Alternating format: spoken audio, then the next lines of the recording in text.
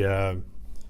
But when you have the M&A and you have the big players, sometimes they do not move as fast as they used to, and so then you have new entrants, right? Yes. And so there's a couple of interesting entrants, not necessarily a small player, CVS Aetna, and when you look at that, I think what I'm hearing their play is, and I could be wrong on this, but it's really to disintermediate the patient from the health system in terms of care navigation. Yes. So they want to step into that role and help them with everything from handling their bill to where they should direct them to get care.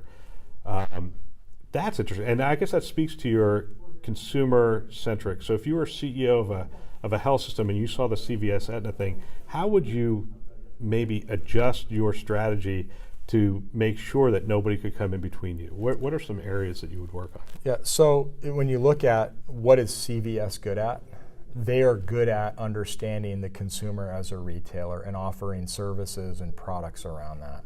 What is Aetna good at? Well, they're good at health plan administration.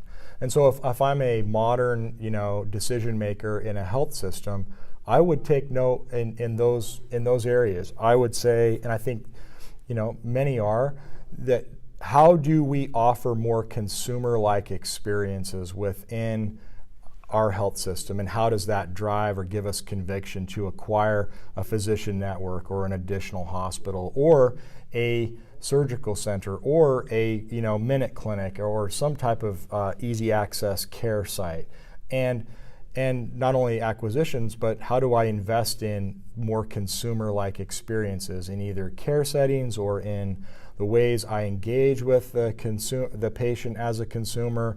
Patients like web experiences. They like streamlined bills. They like things that are easy to understand and intuitive. And so if I were a decision maker today in healthcare, in a large health system, watching CVS and Aetna, I'd be paying extra attention to those types of capabilities so I could offer them to the consumers I serve. I saw a presentation 2-3 years ago, and it was CVS, I think it was the CMIO, and he was talking about what they're doing, and they're implementing Epic. And finally, one of the providers stood up at the microphone and said, "My question to you is, what makes you think you can compete with us?" He said, "Parking." That was it. That was his whole answer, and everybody laughed because it was like, "Oh yeah, that's really true, because parking's horrible at a hospital. Yep. It's great at CVS." Yeah. It's free in their parking lot in most places, and in a recent hospital visit, I went to visit a friend who was in the hospital and had to pay $10 to park there for an hour. And so you start to think about things like that are really not healthcare delivery related, but they're experience related. And how do we create experiences for consumers? I think another really important factor is quality.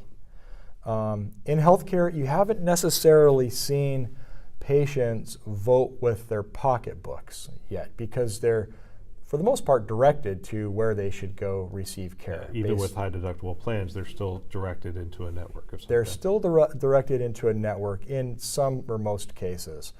So if I were a healthcare decision maker today, in a big health system, I would say, how do we ensure that we have quality measures in place that don't necessarily measure just clinical quality, but experiential quality, to say that I'm creating a trusted, unique experience for the patients in my community, and I'm treating them in a modern and contemporary way.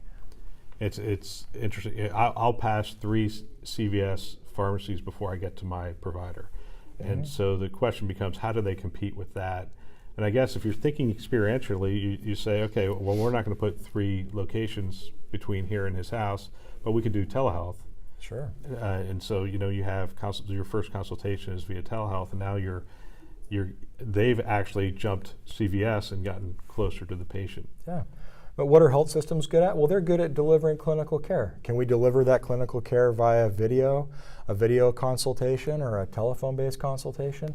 Absolutely. Can we deploy apps that measure heart? Can we deploy or give people devices that measure other vital statistics that could be meaningful in a dialogue with a provider? And health systems could leverage those types of capabilities to stay relevant.